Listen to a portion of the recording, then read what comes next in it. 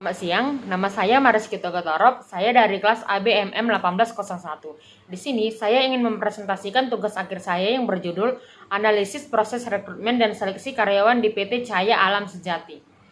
Adapun bab 1 pendahuluan yang isinya pertama latar belakang. Latar belakang itu ada 3 paragraf. Yang paragraf pertama isinya yaitu di masa sekarang ini persaingan rekrutmen dan seleksi karyawan bersaing sangat ketat, ditambah lagi dengan kondisi pandemi yang membatasi para pelamar untuk melamar kerja dikarenakan adanya batasan dan banyaknya peraturan yang akan ditetapkan seperti memakai masker, mencuci tangan, dan pelamar dibatasi untuk melamar kerja.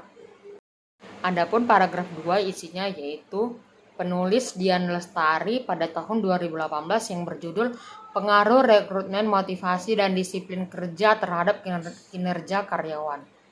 Secara parsial, yang paling dominan berpengaruh adalah perekrutan di PT Cahaya Alam Sejati. Selanjutnya paragraf ketiga yaitu isinya adapun perbedaan penelitian ini dengan penelitian terdahulu yaitu peneliti ini bertujuan untuk mengetahui bagaimana perekrutan karyawan terhadap kinerja. Sedangkan penelitian ini membahas analisis proses rekrutmen dan seleksi karyawan di PT Cahaya Alam Sejati. Oleh sebab itu, peneliti bertujuan untuk mengambil judul yaitu analisis proses rekrutmen dan seleksi karyawan di PT Cahaya Alam Sejati. Masih di bab 1.2 yaitu rumusan masalah. Ada 2 rumusan masalah di judul saya yaitu yang pertama bagaimana proses perekrutan karyawan di PT Cahaya Alam Sejati. Yang kedua, bagaimana proses seleksi karyawan di PT Cahaya Alam Sejati. Selanjutnya 1.3 yaitu batasan masalah. Di judul saya batasan masalah itu yaitu dalam penelitian ini peneliti memberi batasan masalah agar pembahasan dalam penelitian ini tidak meluas. Adapun batasan masalah dalam penelitian ini adalah terletak pada proses rekrutmen dan seleksi karyawan di PT Cahaya Alam Sejati. Adapun tujuan penelitian yaitu ada 2. Yang pertama, untuk mengetahui proses perekrutan karyawan di PT Cahaya Alam Sejati. Yang kedua, untuk mengetahui seleksi proses karyawan di PT Cahaya Alam Sejati. Dan selanjutnya, manfaat penelitian. Manfaat yang akan diperoleh dari penelitian ini adalah yang pertama bagi peneliti, yang kedua bagi akademik, yang ketiga bagi perusahaan. Bagi peneliti, untuk menambah wawasan informasi yang lebih luas, sehingga bisa mempersiapkan diri untuk menghadapi dunia kerja. Bagi akademik, hasil penelitian ini diharapkan bisa memberikan pelajaran pengaplikasian dari ilmu pengetahuan dan manajemen sumber daya manusia. Yang ketiga bagi perusahaan, sebagai bahan pertimbangan dan penentuan kebijakan proses rekrutmen karyawan di PT Cahaya Alam Sejati.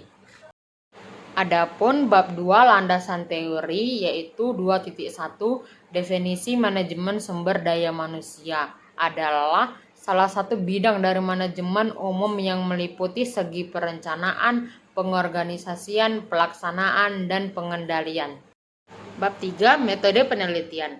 3.1 tempat dan waktu penelitian. Lokasi penelitian adalah penelitian di mana kegiatan penelitian dilakukan.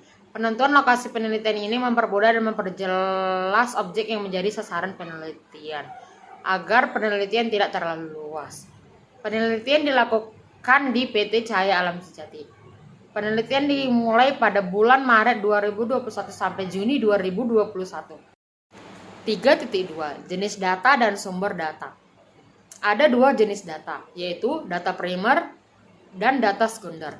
Data primer adalah data yang penulis peroleh melalui penelitian langsung ke objek penelitian yang masih harus diolah. Data sekunder adalah data yang berisikan informasi dari teori-teori yang digunakan untuk mendukung penelitian yang dilakukan. Selanjutnya sumber data. Ada 2 sumber data. Yang pertama, data internal, yang kedua, data eksternal. Data internal merupakan dari tempat penelitian melalui peneliti ke objek-objek perusahaan yang teliti. Yang kedua, data internal merupakan data yang membantu metode penelitian yang dilakukan penulis dengan menggunakan buku-buku yang berhubungan dengan judul penelitian. 3.3. Populasi dan sampel. Populasi adalah wilayah yang terdiri dari objek dan subjek yang mempunyai kualitas dan karakteristik tertentu yang ditetapkan oleh peneliti. Selanjutnya, sampel. Sampel merupakan bagian dari jumlah dan karakteristik yang dimiliki oleh populasi tersebut. 3.4. Metode pengumpulan data. Ada dua metode pengumpulan data. Yang pertama, observasi. Yang kedua, questionnaire. Observasi adalah suatu proses penelitian dengan mengamati situasi serta kondisi dari bahan pengamatan. Yang kedua, questionnaire adalah teknik pengumpulan data yang dilakukan secara memberi pertanyaan atau pernyataan secara langsung kepada setiap responden untuk dijawab.